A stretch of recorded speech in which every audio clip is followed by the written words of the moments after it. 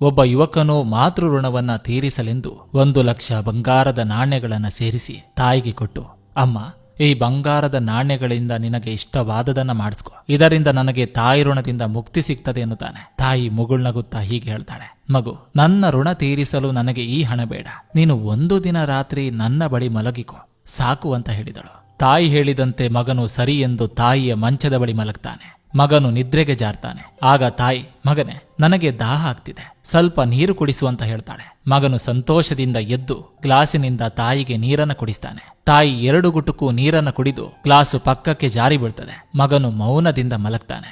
ಮತ್ತೆ ಮಗನು ನಿದ್ರೆಗೆ ಜಾರಲು ತಾಯಿ ಮತ್ತೆ ಎದ್ದು, ಮಗು, ಮತ್ತೆ ಸ್ವಲ್ಪ ನೀರು ಕುಡಿಸುವಂತ ಕೇಳ್ತಾಳೆ. ಮಗನು ಮತ್ತೆ ಎದ್ದು ನೀರು ಕುಡಿಸಲು ತಾಯಿ ಮತ್ತೆ ನೀರು ಚೆಲ್ಲಿ ಹಾಸಿಗೆ ಎಲ್ಲ ಒದ್ದೆ ಆಗ್ತದೆ. ಮಗ ತಾಯಿಯನ್ನು ಏನು ಮಾಡಿದೆಯಮ್ಮ ಅಂತ ಪ್ರಶ್ನಿಸಿದ.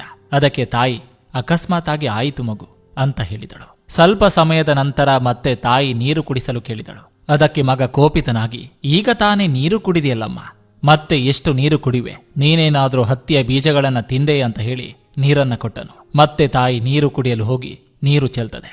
ಮಗನಿಗೆ ಕೋಪ ಬಂದು, ಏನಮ್ಮ, ಹಾಸಿಗೆಯೆಲ್ಲ ಒದ್ದೆಯಾಗಿ ಹೋಗಿದೆ ಅಂತ ಕೋಪಿತನಾದ. ಕಣ್ಣು ಕಾಣಿಸುವುದಿಲ್ಲವೇ ಎಂದನು. ಸ್ವಲ್ಪ ಸಮಯದ ನಂತರ ಮತ್ತೆ ತಾಯಿ ನೀರು ಕೊಡಲು ಕೇಳಿದಳು. ಅದಕ್ಕೆ ಮಗನು ನೀರನ್ನ ತಂದುಕೊಟ್ಟು ಕುಡಿದು ಸಾಯಿ ಅಂತ ಶಪಿಸುತ್ತ ಕೂಗಾಡಿದ. ಆಗ ತಾಯಿ, ಮಗು, ಸಾಕು, ಅರಚಬೇಡ, ತಾಯಿ ಋಣ ತೀರಿಸಬೇಕು ಅಂತ ಹೇಳಿದೆ. ನಿನ್ನ ತಲೆಯ ಮೇಲೆ ಎಷ್ಟು ಕೂದಲಿದೆಯೋ ಅಷ್ಟು ಜನ್ಮ ಎತ್ತಿದ್ರೂ ತಾಯಿ ಋಣ ತೀರಿಸಲು ಆಗೋದಿಲ್ಲ. ನೀನು ಚಿಕ್ಕವನಾಗಿದ್ದಾಗ ಮತ್ತೆ ಮತ್ತೆ ಮೂತ್ರ ಮಾಡ್ತಿದ್ದೆ. ನಿನ್ನ ಒದ್ದೆ ಬಟ್ಟೆಯನ್ನು ತೆಗೆದು ನನ್ನ ಸೀರೆಯಿಂದ ಒರೆಸಿ ನಿನ್ನನ್ನು ನನ್ನ ಜಾಗದಲ್ಲಿ ಮಲಗಿಸಿ ನಾನು ಒದ್ದೆಯ ಜಾಗದಲ್ಲಿ ಮಲಗ್ತಿದ್ದೆ. 1 ದಿನವಲ್ಲ, 1 ವಾರವಲ್ಲ, 1 ತಿಂಗಳಲ್ಲ, ಕೆಲವು ವರ್ಷಗಳೇ ನಿನ್ನನ್ನು ಹೀಗೆ ಒಬ್ಬಂಟಿಯಾಗಿ ಮಲಗುವವರೆಗೂ ಬೆಳೆಸಿರುವೆ. ಆದ್ರೆ ನಾನು 1-2 ಸಲ ಹಾಸಿಗೆ ಒದ್ದೆ ಮಾಡಿದ್ದಕ್ಕೆ ನೀನು ಕೋಪಗೊಂಡೆ. 1 ದಿನದ ನಿದ್ದೆ ಹಾಳಾಗಿದ್ದಕ್ಕೆ ಬೇಸರವಾದೆ ಅಂದಳು ತಾಯಿ. ಆಗ ಮಗನಿಗೆ ಮುಜುಗರವಾಗಿ ತಾಯಿಯ ಪಾದಗಳಿಗೆ ನಮಸ್ಕರಿಸಿ, ಅಮ್ಮ, ನನ್ನ ಕಣ್ಣು ತೆರೆಸಿದೆ, ನನ್ನನ್ನ ಕ್ಷಮಿಸು ಎಂದನು. ತಾಯಿ ತನ್ನ ಮಕ್ಕಳಿಗೆ ಬೆಳೆಸಲು ಎಷ್ಟು ಕಷ್ಟಪಡುವಳು ಅನ್ನುವ ಅರಿವಾಯಿತು. ಮಗನು, ನಾನೇ ಅಲ್ಲ, ಈ ಲೋಕದಲ್ಲಿ ಯಾರೇ ಆಗಲಿ ತಾಯಿಯ ಋಣ ತೀರಿಸಲು ಸಾಧ್ಯವಿಲ್ಲ. ಮಾತ್ರ ದೇವೋಭವ. ಅಳತೆ ಮೀರಿ ಮಾಡಿದ ಸಾಲ, ಅದ್ದೂರಿಯಿಂದ ಮಾಡಿದ ಮದುವೆ, ಸರಳತೆ ಮೀರಿ ತೋರಿಕೆಯ ಬದುಕು, ಅತಿಯಾಗಿ ಒಬ್ಬರ ಮೇಲಿರುವ ನಂಬಿಕೆ, ಅಪಾರವಾದ ಪ್ರೀತಿ ನಂಬಿಕೆ, ಇದು ಯಾವತ್ತೂ ಒಳ್ಳೆಯದಲ್ಲ.